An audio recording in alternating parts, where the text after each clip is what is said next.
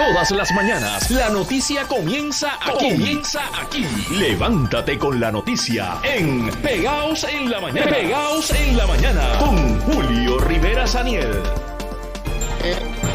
Vea finalmente en el hemiciclo del Senado el proyecto que estaría considerando el ajuste de la deuda pública. Esto se da después de una sesión atropellada en el día de ayer con escasa participación y sin dar el informe de la medida que se supone estuviese listo a las 4:30 de la tarde. Hoy la medida se espera baje a eso de las 1 de la tarde, según se adelantó en el día de ayer. Buenos días, esto es Pegados en la Mañana por aquí por Radio Isla 1320, gracias por acompañarnos. Y una de las personas que estuvo allí y que de alguna manera estuvo denunciando a través de las redes sociales, y esto dio como un déjà vu, ¿verdad? Que no había acceso a las gradas. Posteriormente lograron acceso a las gradas, tanto ella como ciudadanos y personas vinculadas a la Federación de Maestros, entre otros grupos. Es Eva Prados, del Frente Ciudadano por la Auditoría de la Deuda. Buenos días, Eva. Saludos, Julio, y saludos a todos los radioescuchas. Gracias por acompañarnos. Cuéntenos, ¿les dieron acceso o no les dieron acceso? ¿Ustedes se hicieron del acceso a las gradas? Porque veíamos información conflictiva en las redes y usted que estuvo allí, pues me contará. Sí, nada, primero agradecida nuevamente del espacio. Sí, básicamente cuando ya se supone que iba a iniciar la sesión, había un grupo de trabajadores pensionados y maestros que estaban yo los estaba también, fuera del Capitolio, y entonces estábamos prestos a entrar porque queríamos estar en las gradas cuando se supone que se iba a bajar el proyecto para discusión.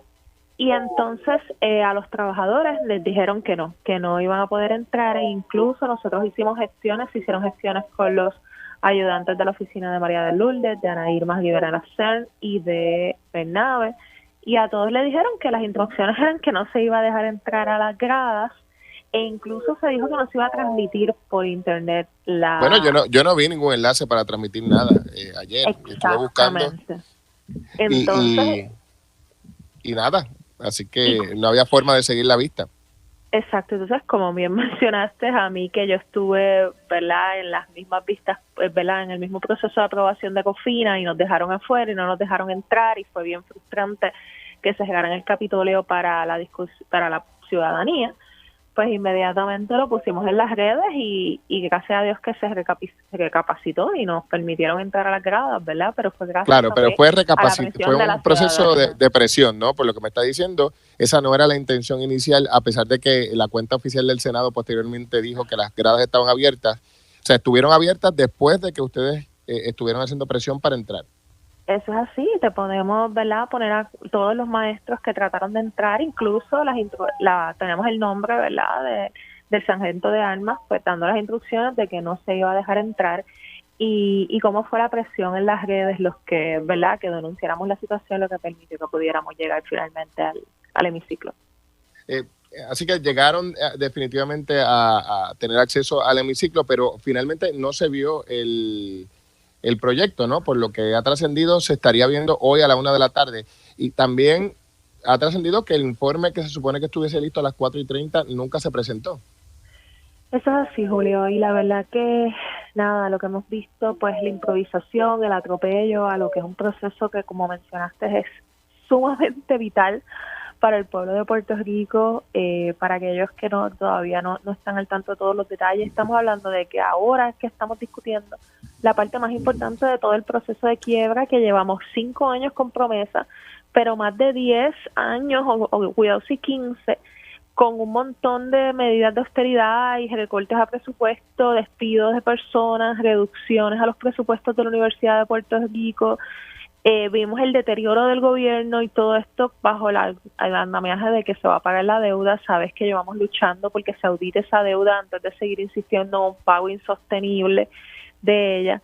Y en menos de una semana se quiere aprobar lo que sería el próximo plan de pago de esa deuda que nos ha traído hasta aquí y que tiene al pueblo bajo sufrimiento y bajo agonía.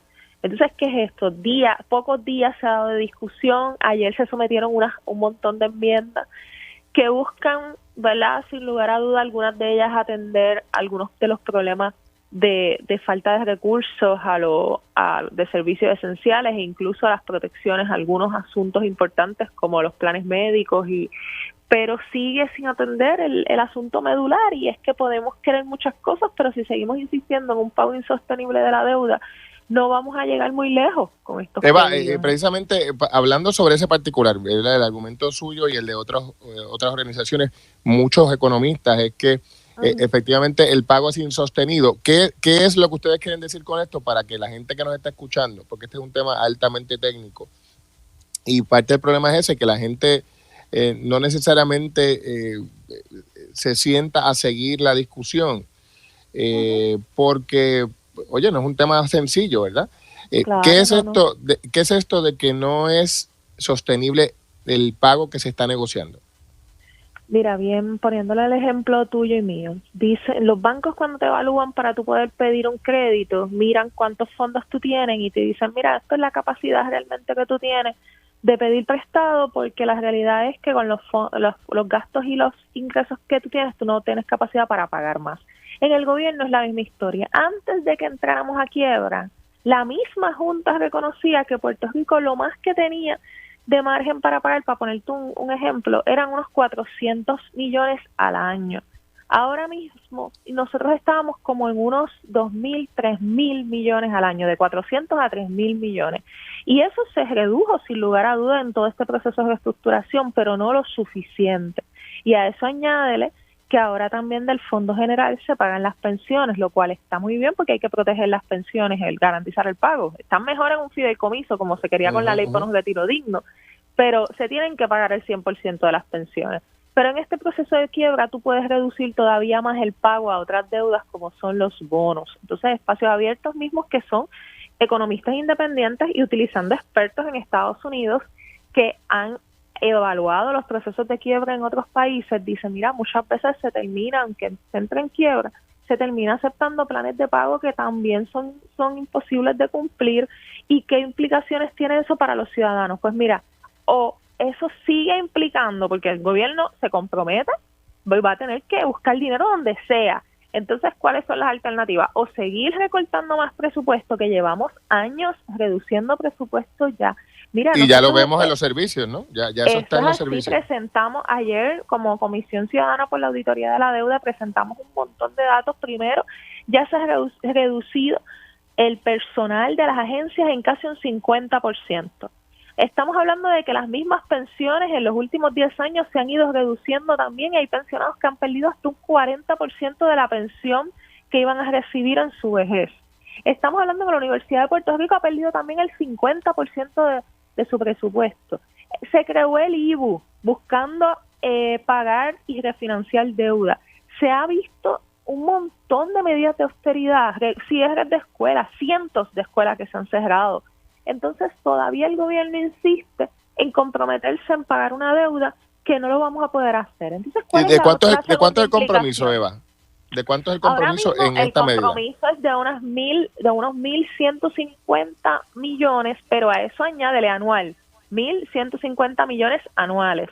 Pero eso tienes que añadirle el pago de COFINA, que el pago de COFINA nos quitó casi todo el margen prestatario, porque precisamente eso fue lo que adelantamos, que le estábamos ofreciendo demasiado a los bonistas. Es que estamos hablando del doble de la cantidad anual que la Junta dijo que podíamos pagar. Eso al principio de la quiebra. Ellos decían, ustedes tienen un margen como de 400 millones. Ahora estamos en 1.150 sin incluir COFINA, que eso sube como a 1.800. Ahora mismo no tengo el dato exacto. Pero como quiera nos sube a una cantidad que, como te digo, priva a Puerto Rico de poder utilizar esos mismos fondos para servicios esenciales. Pero añade Julio, el mismo PC 1003, que es el que se está discutiendo, va a garantizarle a los bonistas que no solamente puedan cobrar del Fondo General, que es lo que que es importante que la ciudadanía entienda de dónde se va a pagar ese dinero, sino que se estaría empeñando todas las demás fuentes de ingreso de impuestos, por ejemplo, el mismo impuesto a la gasolina, al ron, el CRIM, el IBU, los impuestos que pagamos de hotelería, los impuestos que pagamos a través de los malbetes. Eso quiere decir que la ciudadanía podría ver aumentar todos esos eslabones de la vida, los peajes. Así que o sea que podrían aumentar todos con el fin de procurar pagar la deuda. Con tal de pagar la deuda, entonces eso quiere decir que olvídate si eres pensionado que vas a ver un recorte inmediato a tu pensión para pagar la deuda. Olvídate si estás en la YUPI y sabes que va a haber menos dinero para poderle asignar a la YUPI cuando ya tienes recintos con miedo a posible cierre, sino que toda la ciudadanía va a ver impactado su bolsillo, porque el gobierno va a tener que buscar sacar dinero de donde sea, y eso va a ir dado a nosotros. Y en esa misma línea, el gobernador ha dicho que va a utilizar dinero del Fondo General para garantizar el pago de las pensiones y de alguna manera compensar el recorte que la Junta Fiscal que tiene que ser realizado. Ese dinero saldría del mismo pote donde se pagaría la deuda, que ya nos dices tú que sería insuficiente. ¿Esto pone en riesgo el pago de las pensiones?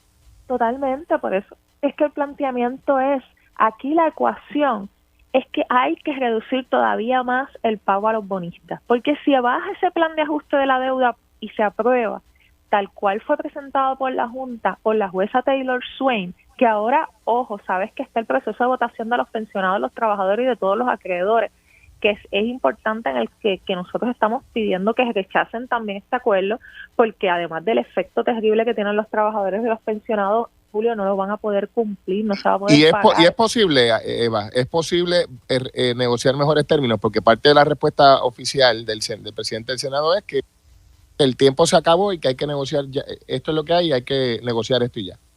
El tiempo no se ha acabado, precisamente en las vistas públicas hemos advertido que el tiempo se acaba para precisamente aprobar un plan de ajuste que nos va a comprometer 25 años a una debacle.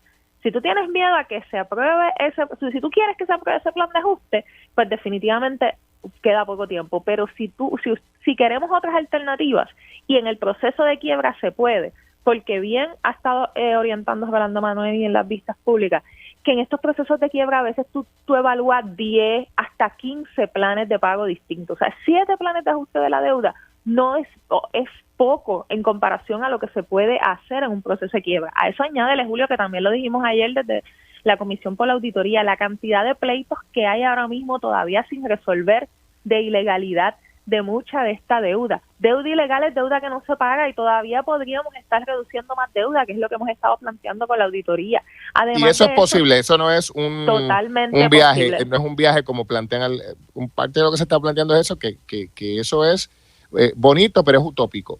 Usted dice que eso es posible. Al contrario, precisamente está en el proceso de quiebra. Ni siquiera tenemos que empezar una auditoría ahora. Hoy hay pleitos ya, hay evidencia de deuda ilegal. Lo que pasa es que la Junta ha pedido la paralización de esos casos, pero la jueza no ha decidido. Esos casos siguen vivos, esos casos están ahí. Claro, bueno, ya nos vamos por último. La auditoría de la deuda, esa que el gobernador mandó a hacer a la oficina del Contralor, ¿en qué quedó eso? ¿Eso fue para las gradas? ¿Qué pasó ahí?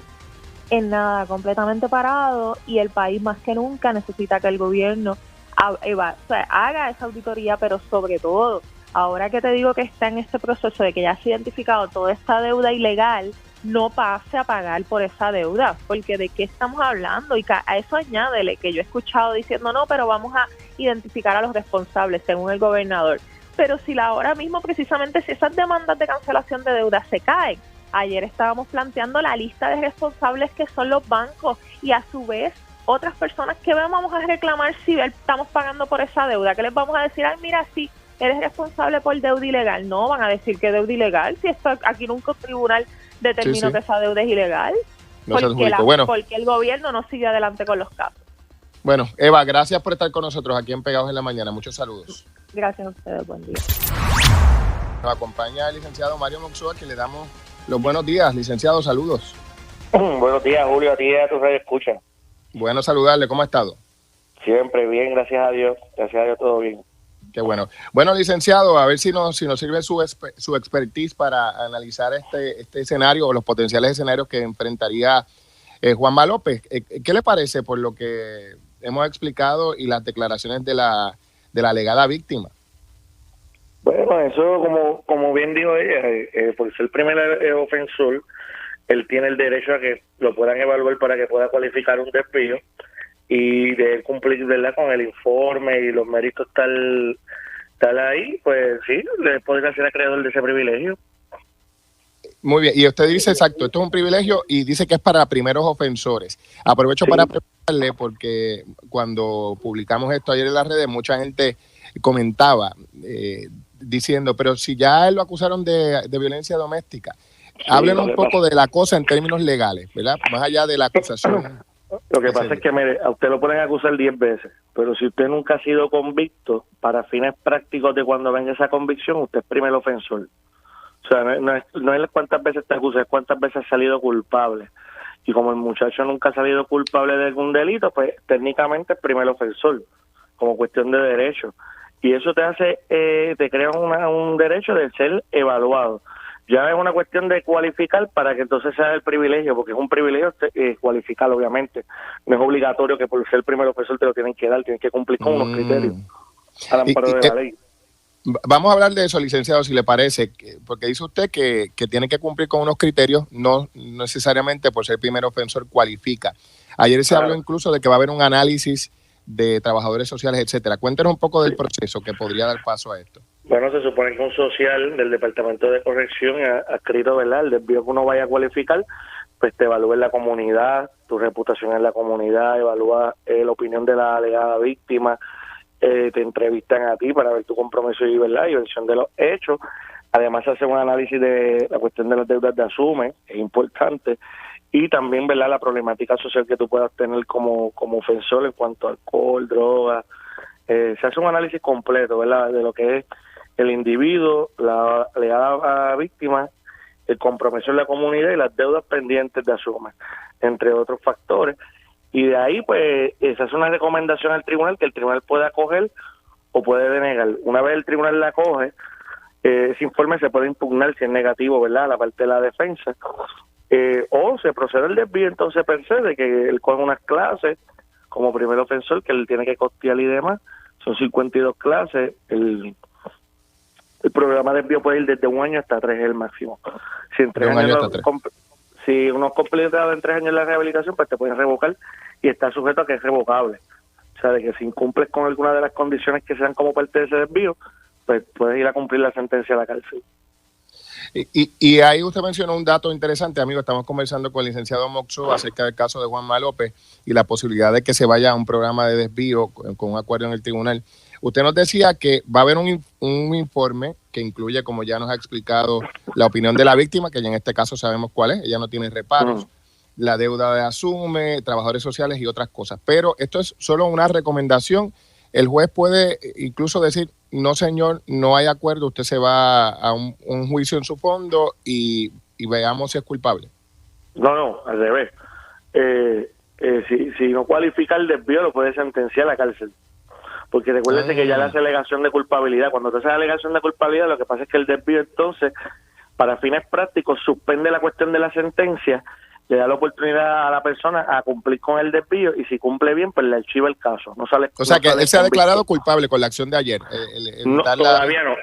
Ahora él ve una lectura de la acusación y un juicio. En ese juicio, él tiene que renunciar al jurado, a declararse culpable, decirle al juez, mire, juez, yo soy culpable, y la defensa decirle, mire, lo recomendamos el desvío.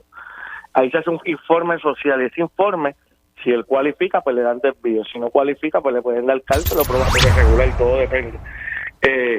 Pero ese informe está sujeto a que sea impugnado, y el juez, obviamente, para hacer su decisión tiene que estar tomado, ¿verdad? No puede abusar de su discreción y decir, por ejemplo, no, como es Juanma López y pues el caso es público, yo vi fotos o cualquier cosa, vas para la cárcel. No, tiene que tener, ¿verdad?, elementos de juicio basados en derecho y los hechos de ese informe y demás. O sea que esto es una movida, por lo que usted me está explicando, riesgosa, porque no sabemos cuál va a ser la determinación del tribunal, independientemente del contenido del informe. O sea, el juez, utilizando su discreción, podría decir, no hay desvío. Siempre hay riesgo porque, obviamente, ¿verdad?, eso depende, como te dije, de un informe y depende de ese análisis que haga y del juez. Lo que pasa es que, pues, uno como abogado se supone que uno evalúe, ¿verdad?, las circunstancias del caso y las circunstancias del cliente antes de remitirlo a cualquier tipo de acuerdo o a ver un caso, por ejemplo, porque para ver un caso en sus méritos tú tienes que saber cuál es la prueba y cuál es tu estrategia. Así que siempre hay riesgo, pero obviamente yo entiendo que si los compañeros tomaron esa medida, pues ellos tienen que evaluar, ¿verdad?, los méritos del caso, evaluar, obviamente, las circunstancias del cliente y lo que quiere el cliente, porque si el muchacho lo que quiere es hacer eso, pues uno está obligado, ¿verdad?, a seguir el curso de acción que el cliente determina. Claro. Mucha gente comenzó a especular sobre el particular. Usted sabe que la especulación es inevitable en estos casos públicos. En la línea de que parecería que ya las partes, entiéndase la alegada víctima y la defensa de Juanma López, ya están de acuerdo, ¿verdad? Que ya esto se concertó de manera previa. ¿Así se trabaja esto? De manera previa las partes se contactan y se llegan a acuerdos que luego se presentan ante el tribunal de manera formal. Sí, eso no es extraordinario, porque de hecho por eso es que en las denuncias a uno se les notifica, ¿verdad?, quiénes son las partes que te acusan y demás, y uno tiene el derecho como abogado de investigar el caso, entrevistar testigos, hablar con los compañeros del Ministerio Público. O sea, eso no es nada de extraordinario, eso no es ilegal, no es impropio, al revés, es parte del derecho, y como due diligence tú tienes que hablar, o sea, como tu debido proceso tú tienes que hablar con tu cliente. Si tienes acceso a la víctima y ella te permite hablar, tú tienes derecho a hablar con las alegadas víctimas, con los testigos del caso y con el fiscal. O sea, eso no es trampa ni es ilegal. O sea, y si se hizo, pues bien, porque parte del proceso le van a preguntar a ella también, ¿me entiendes? Eso es una realidad. Así claro, que no es el único factor, pero ayuda mucho en que si tú vas a someter a alguien a un acuerdo, que la otra parte diga, mire, sí, güey, yo no me opongo. O sea, si ese es el curso de acción, pues mire, es un elemento bien importante. Claro. Así que ya para cerrar y un poco para repasar, a ver si yo lo he entendido, el próximo 19 de octubre, que es la lectura de cargos, eso va a ocurrir, luego el juicio comenzaría el 16 y allí es que se presentaría este informe para que el juez decida si va al desvío o si va a la cárcel. No, hasta ahí vamos bien, pero el 16, el día del juicio o en la lectura, los compañeros pueden presentar, si lo van a hacer así, un documento de una alegación preacordada donde él se levanta las manos, él entonces lo somete el juez entonces al proceso de informe, ahí en 45 días, un social, más o menos 45 días, 30 días, depende de cómo estés trabajando, un social remite un informe para el día de la vista de sentencia y resolución. O sea que por lo menos faltan 3 fechas más: lectura, juicio y la sentencia y resolución. Y ahí en el día de la vista de sentencia es que se presentaría el informe y se decide el futuro de Juanma. Exactamente, ahí en la vista de sentencia y resolución el juez puede dictar una resolución del desvío que le permita a la persona, pues, someterse al proceso y salir con su récord limpio, que en síntesis es lo que es, cogiendo unas terapias, ¿verdad?, de manejo, de coraje y terapias de pareja y demás, o una sentencia que entonces sería distinta. Interesante que también después de ese proceso de desvío, la persona sale con el récord limpio, o sea que no tendría manchas en el récord de Juanma López. No tendría mancha porque es un proceso que se le permite a las personas, por ejemplo, en casos de desvío, casos de narcóticos, casos de drogcall, sí. Cuando son primeros ofensores, pues darle esa oportunidad porque pues el Estado reconoce que es una problemática que se puede canalizar socialmente y la persona puede echar para adelante. Así que no es algo que interesante. Está bien, pues, para la rehabilitación. Claro que sí. Bueno, licenciado Moxó, gracias por ayudarnos a desmenuzar estos procesos legales que a veces son complicados para el resto de los mortales. Siempre estamos a la orden, siempre. Y a esta hora, amigos, aquí en Radio Isla 1320, pegados en la mañana, conectamos con el senador independiente Vargas Vidot. Buenos días. ¿Cómo estás, Julio? ¿Qué tal? Buenos días. Saludos, ¿cómo estamos? Bueno, senador, ayer, a pesar de que este proyecto 1003 es un proyecto indiscutiblemente importante por sus consecuencias para el país, no hubo mucha participación de sus colegas allí. En un momento dado en la vista habían solo 5 personas. ¿Qué pasa allí en el Senado? Bueno, lo que pasa es que aunque yo estuve al final de la vista porque me interesó muchísimo el testimonio del licenciado Emanuel y poderle hacer algunas preguntas, ¿verdad? Ese último panel, a mí me parece que ya esto es como llover sobre lo mojado, ¿verdad? Es decir, aun cuando los dos partidos tradicionales asuman posiciones tradicionales, la realidad es que para los que pensamos libremente, el ejercicio del plan de ajuste de deuda es un ejercicio fútil, es un ejercicio que no abunda a otra cosa que no sea a endeudarnos más, y por lo tanto la realidad es que la vista se convierte en un asunto pro forma, pues porque al final ya es como si ya la suerte estuviera echada. O sea, que está planchado. Sí, o sea, esto es un asunto de que oye, de que que es como si se dijera la única opción que tiene Puerto Rico es escoger entre lo malo o lo peor. Y para mí no es así. Para mí ya yo tengo mi mente formada. Yo sé que el movimiento Victoria Ciudadana igual, o sea que tienen entramos en una reflexión diferente, crítica, y yo creo que positiva.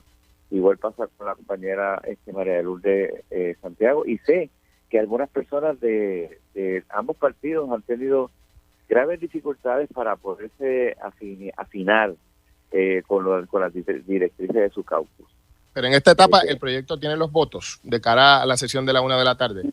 Honestamente, yo pienso que el tiempo que se llevó el Partido Popular en mantener su caucus, el hecho de que no se haya logrado la reunión ejecutiva como se había predicho, se había anunciado de 4 a 5 ayer, el hecho de que no se tuviera un informe de la Comisión de Hacienda para poder votar la medida ayer, y que no se pudiera descargar, pues yo iba a objetar el descargue.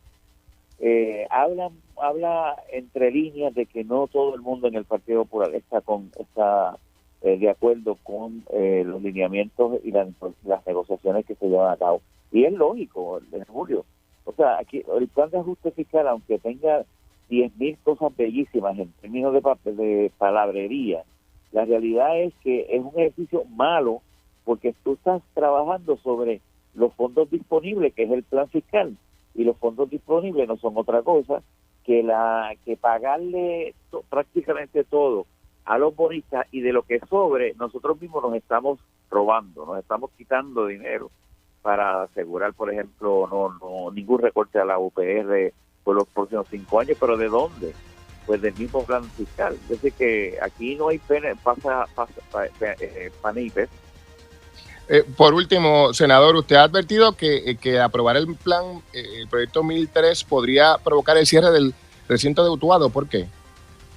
Bueno, primero porque en la Junta de Gobierno, aun cuando el rector lo niegue, la realidad es que la Junta de Gobierno ha estado barajeando esa opción, primero en los últimos años, y en este año en particular, en las últimas reuniones, se ha planteado en esa Junta de Gobierno el cierre como la primera opción.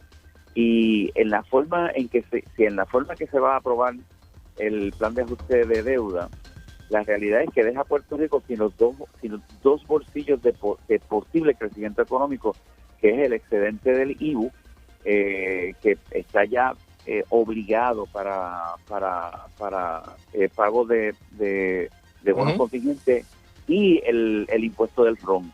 Estas dos alcancías que todavía estaban limpias, que no estaban en las manos de la Junta, pasarían a ser de donde se puede entonces hablar de crecimiento para los PR. Y el problema de la matrícula, 400 estudiantes, hace que, bueno, obviamente el problema de la matrícula de Utuado se debe precisamente a que no se ha renovado la planilla de profesores, etcétera, etcétera. O sea que hay un plan que se ha planteado, aun cuando se niegue, ese plan está ahí para el cierre, y tiene que ver precisamente con la ausencia de posibilidades.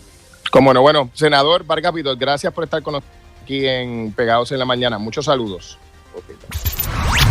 Y a esta hora conversamos con Mercedes Martínez de la Asociación de Maestros de Puerto Rico, organización que ayer estuvo en el Capitolio, no les dejaron entrar y ellos hicieron fuerza para entrar, fuerza en el sentido de presión en las redes sociales y presencialmente. Mercedes Martínez de la Federación de Maestros de Puerto Rico. Buenos días, Mercedes. Un saludo, buen día para ti y para todos los que sintonizan. Gracias por acompañarnos. ¿Cómo describirías lo que ocurrió ayer en el Senado? Bueno, primero, varias cosas, porque ayer ocurrieron varias cosas, ¿verdad? Primero, unas vistas totalmente atropelladas. A nosotros nos convocaron a deponer unas vistas lunes en la tarde, casi noche, para deponer el martes. Así que básicamente no había tiempo, al revés, el día anterior para ayer, no había tiempo para uno prepararse para una vista donde estamos hablando de un proyecto que va a impactar la vida de todos los ciudadanos de este país, por los próximos 25 años. Así que el proceso fue totalmente atropellado, a la prisa. Después de que termina la vista, se dice que iba a pasar a una reunión ejecutiva de la comisión para el informe, y allí llegaron cientos de maestros afuera a protestar para hacer constar su posición al proyecto de la Cámara 1003 por todo lo que implica para la clase trabajadora y para los pensionados de nuestro país. Una vez se pide entrar, hubo problemas para la entrada. Una vez llega la prensa, entonces se autoriza que la gente inicie a entrar. Si no fuese por la prensa, estoy segura que eso no hubiese pasado. Pero la cuenta oficial del Senado decía que no era cierto que las gradas estaban cerradas. Bueno, yo tengo múltiples mensajes de muchos maestros y maestras que trataban de entrar y que le decían que no podían. Incluso no permitieron que la gente llenase las gradas. Solamente estaban permitiendo 30 personas y había gente afuera que quería entrar, que se quedó sin entrar porque decían que solamente iban a permitir a 30 personas, cuando en el hemiciclo habían una hilera completa de sillas donde había espacios cerca de 30, 40 personas más. Por lo tanto, tampoco permitieron más de 30 personas, y ahí sí había cupo para más de esa cantidad. Pero finalmente los maestros que entraron pudieron, los que queríamos entrar, ¿verdad? Entraron, y lo que vimos allí fue un circo. Allí estuvimos desde las 9 de la mañana hasta las 9 de la noche. A las 9 de la noche llega el presidente del Senado a señalar en ese momento que se suspendía la vista, que no se iba a celebrar, que ni siquiera tenían el informe de la comisión. O sea, que la vista terminó a la 1 de la tarde y en 8 horas no pudieron radicar un informe. Desconocemos el porqué. Que no tenían ni siquiera el informe de la comisión, que no habían tenido la reunión ejecutiva, que iban a traducir en esos momentos el lenguaje al inglés, y que entonces se convocaba nuevamente para una vista hoy a la 1 de la tarde, para luego pasar al Senado. Fue bien atropellado. Tuvimos el magisterio, allí estuvo el magisterio defendiendo a toda la clase trabajadora del país. Para mí fue un momento de muchísima satisfacción dentro de tanto atropello y de mucho orgullo de ser maestra. Los maestros y las maestras de nuestro país son lección de dignidad, que están luchando contra este proyecto. Que qué bueno, te agradezco tanto que me des la oportunidad, porque este proyecto va mucho más allá del retiro. Estamos permitiendo con este proyecto, o están permitiendo, los que fueron electos por el pueblo primero, demuestran la falta de democracia en este país, y que la democracia es una pantomima. ¿Cómo es posible que la legislatura de este país esté abogando por este proyecto cuando hay miles de trabajadores activos y jubilados al día de hoy que están votando por el plan de ajuste de la deuda, que las papeletas están llegando, y que la propia jueza Taylor Swain extendió el periodo de votación hasta el 18 de octubre? Entonces tiene gente votando a miles de ciudadanos que te eligieron, ¿verdad? A los senadores y representantes, pero para ellos eso no vale nada, y están yendo por encima de la voluntad del pueblo, que está votando rechazar contundentemente, según el propio CORE ha informado, para votar hoy sobre este proyecto. Segundo, este proyecto va a incidir sobre las futuras generaciones. Estamos hablando de aumentos a los impuestos, que va a ser insostenible vivir aquí, de recortes adicionales presupuestarios a las agencias, que va a incidir en los servicios esenciales del pueblo, que no va a haber aumento salarial. Ya la clase trabajadora lleva 10 años sin un aumento. Por los próximos 25, 0 aumentos salariales para los trabajadores, mientras el costo de vida sigue subiendo. 0 ajuste por el costo de vida a las pensiones de los actuales jubilados. En caso del magisterio, 0 retiro por beneficios definidos, que sería 0 retiro del 75% de la pensión que tienen derecho a recibir, que fue un acuerdo que precisamente democráticamente los maestros repudiaron por parte de la asociación la semana pasada. Por lo tanto, este proyecto, primero, que es innecesario, y así lo hicimos constar.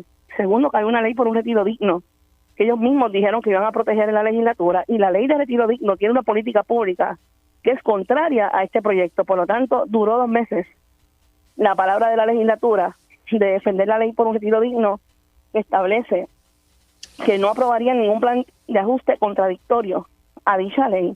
Que allí Santa María, ayer el economista, el profesor Taboada, construíamos otro acuerdo, estuvo allí presente, todas las ponencias en contra, con razones sólidas. El licenciado Emanueli estuvo maravilloso ahí ayer, y si esta legislatura aprueba esto, están destinando al pueblo a la miseria, y el pueblo, yo te garantizo, Julio, que les va a pasar factura. Mercedes, parte de los argumentos de quienes favorecen la medida, incluyendo al presidente del Senado en el día de ayer aquí, es que un poco en la línea de que no hay otra opción porque es que tienen la fecha límite del tribunal a cuestas y que hay que hacer esto ya. ¿Cuál es tu reacción ante este argumento del presidente? Eso es mentira y así se hizo constar en las vistas ayer.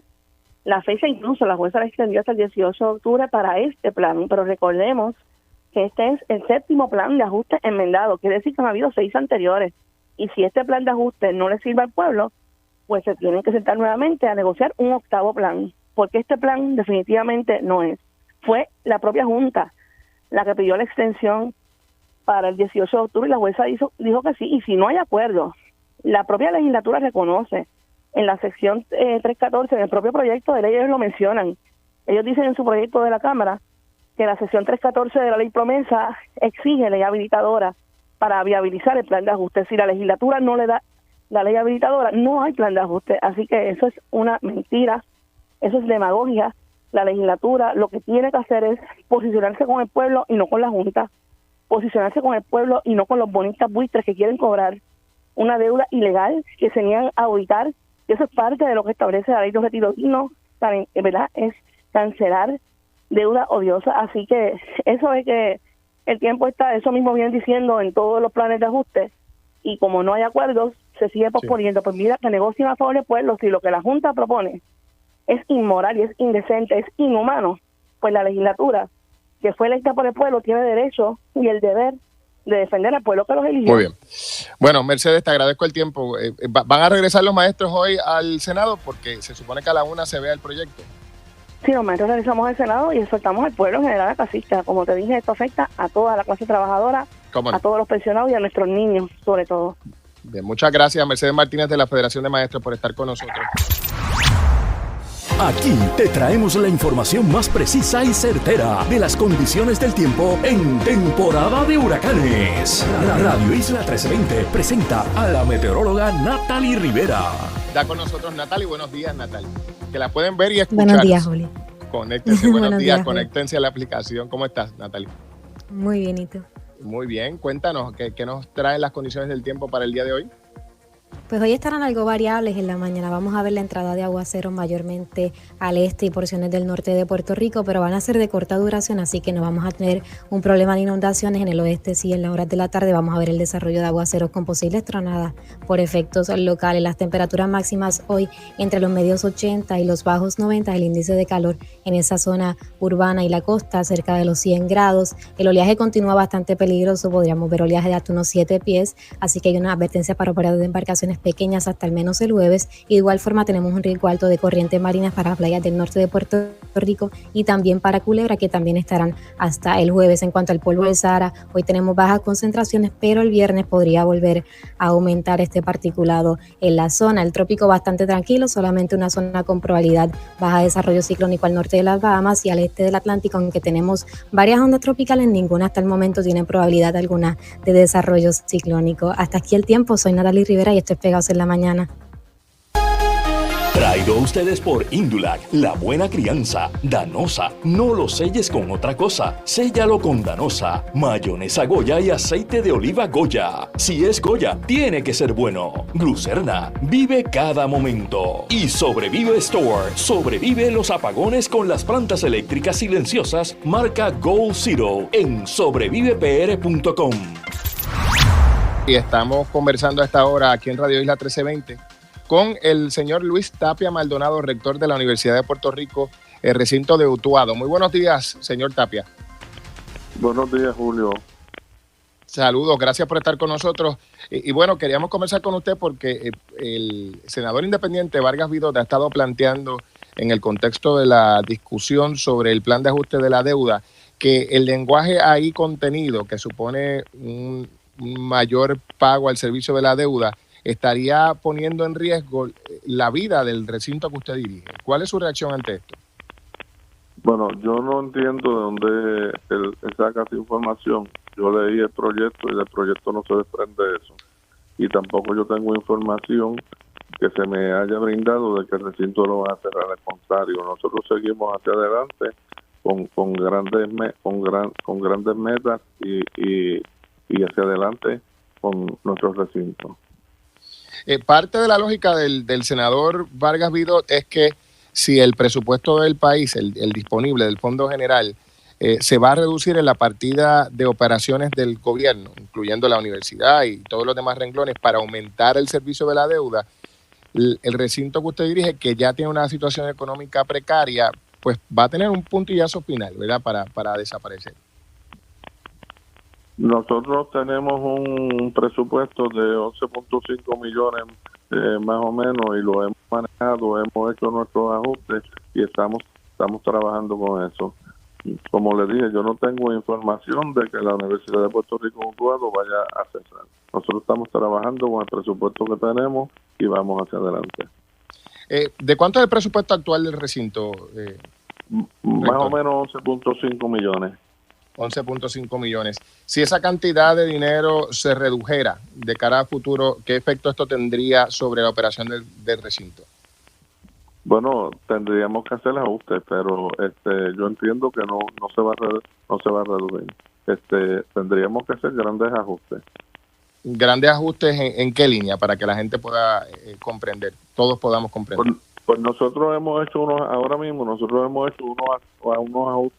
administrativos que hemos logrado mantener. Y no hemos tocado el área docente, no hemos despedido a nadie, hemos redistribuido tareas y estamos trabajando. Yo le invito a que vaya por la Universidad de Puerto Rico Utuado para que vea qué hermosa se ve, porque la gente está trabajando como es. Tenemos menos personal, pero estamos trabajando al 100%.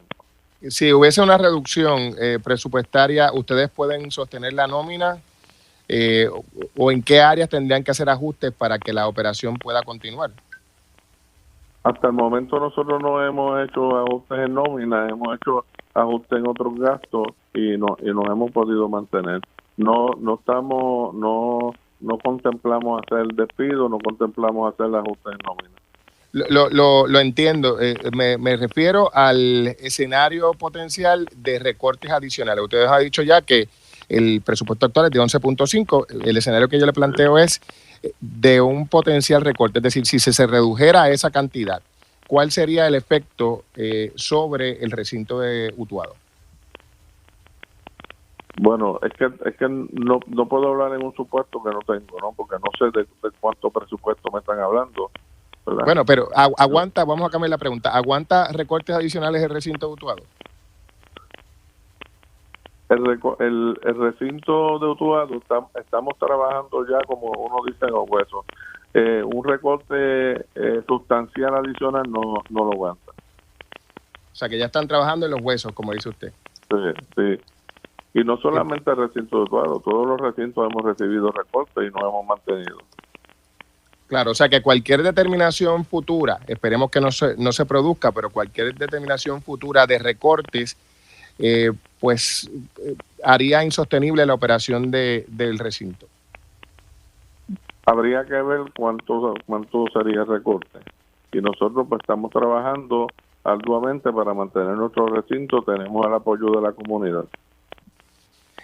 Otra cosa que denuncia el senador Vargas Vidot es que efectivamente hay, desde su punto de vista, una agenda, ¿verdad?, no oficial para desmantelarlo, que hay problemas con el presupuesto del recinto, que hay problemas de matrícula y que eso va a terminar, si además se añade un recorte presupuestario adicional, con desmantelar el recinto de Utuado.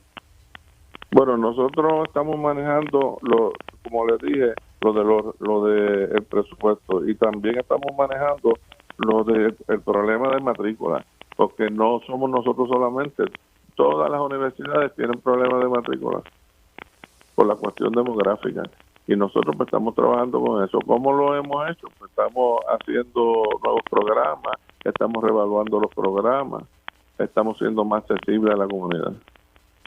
Como no, bueno, rector, le agradezco entonces el tiempo. Gracias por estar con nosotros aquí en Pegados en la Mañana. Muchos saludos.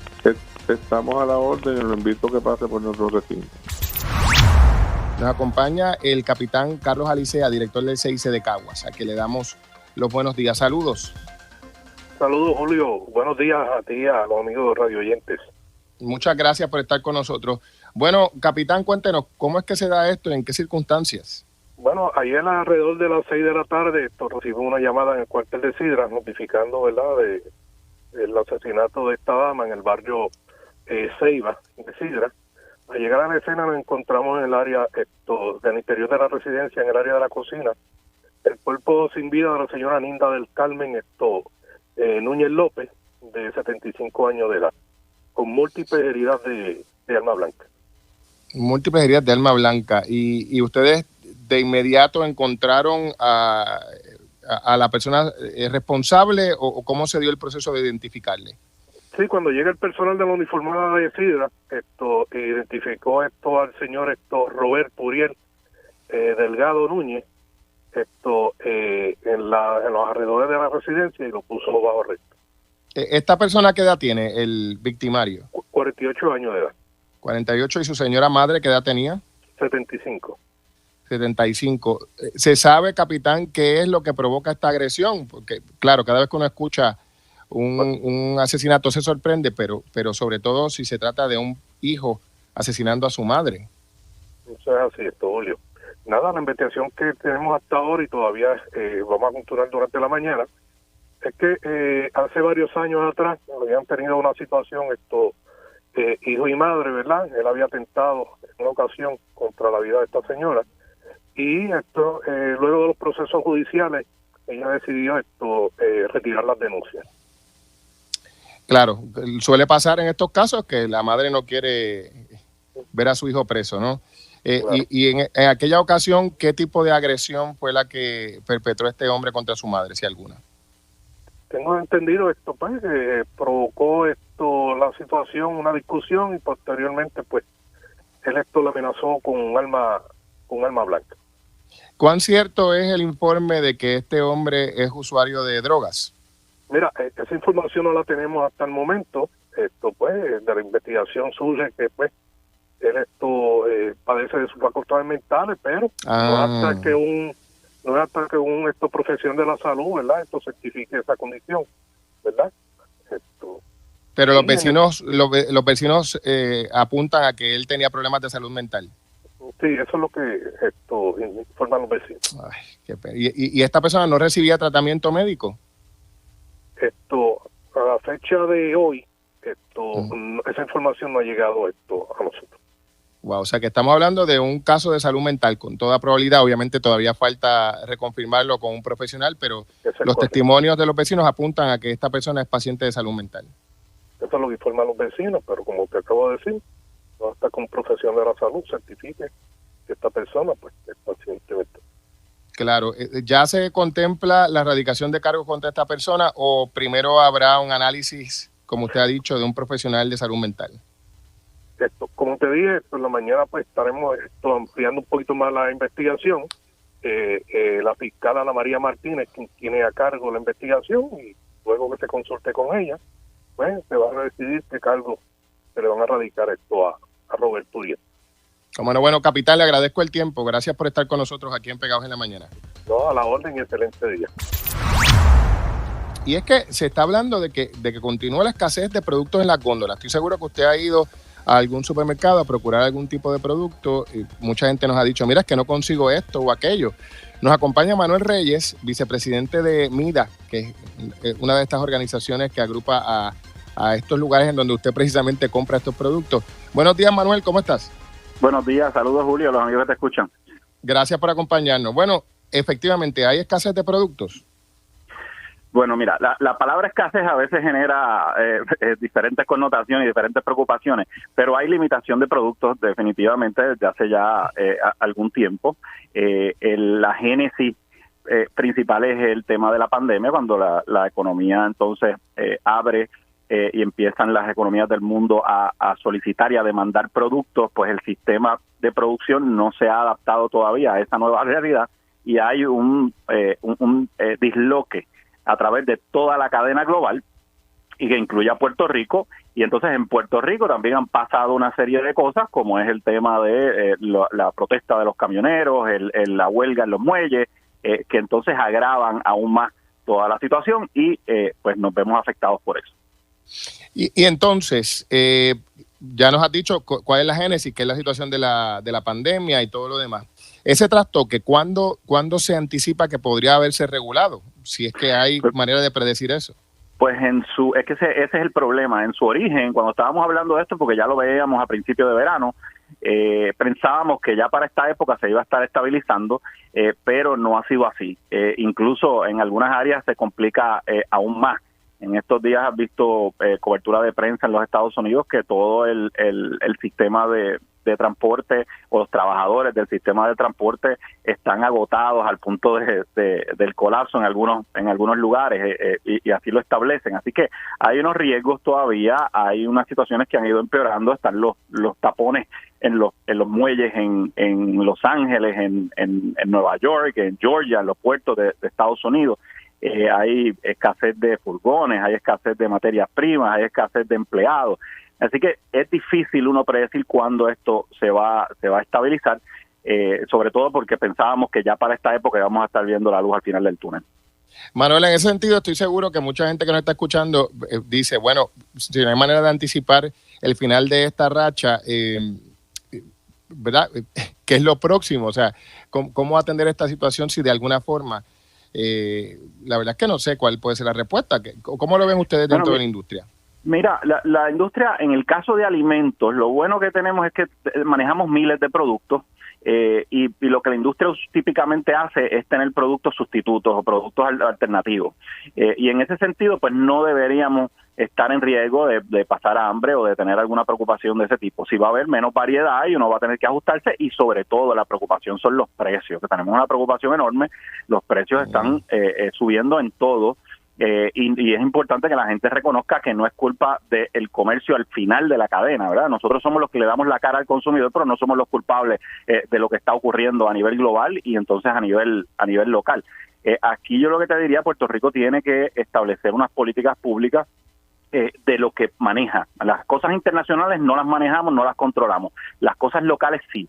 El tema de los muelles no se debió haber permitido que se monopolizara o que se siga monopolizando los muelles.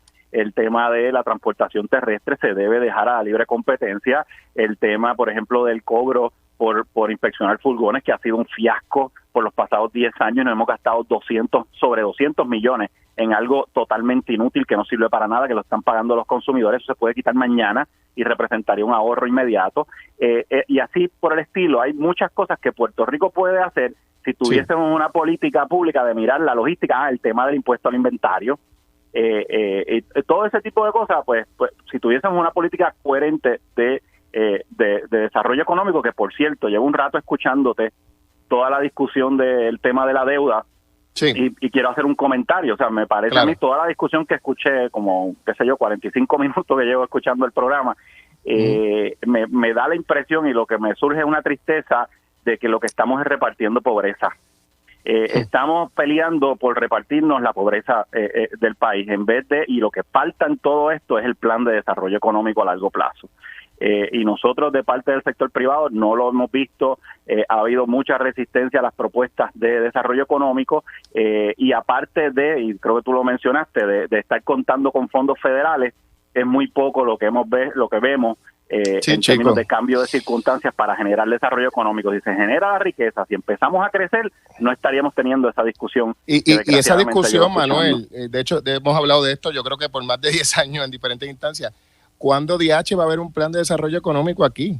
O sea, no hay una política pública, nadie la elabora, todo el mundo la promete, pero cuando llegan a su turno en el poder, nadie elabora una bendita política a largo plazo de desarrollo económico. De hecho, la Junta tampoco está haciendo su parte de lo que le toca de desarrollo económico, o sea, nadie hace nada para desarrollar la economía. Incluso lo hacemos peor, con el tema, por ejemplo, y el tema más clásico es el tema de energía. Bueno, y ahora yo no sé cómo ustedes van a hacer con el aumento. Por eso, hace un mes nosotros estábamos, y posiblemente conversamos de alguna de las otras crisis que tenemos, y el sector privado estaba agobiado con los 20 problemas que tiene, con la pelea de los camiones, con la pelea del muelle, con 20 cosas. Jamás nos esperábamos que íbamos a estar en una circunstancia de estar operando de nuevo, como en época de huracán, con generadores eléctricos.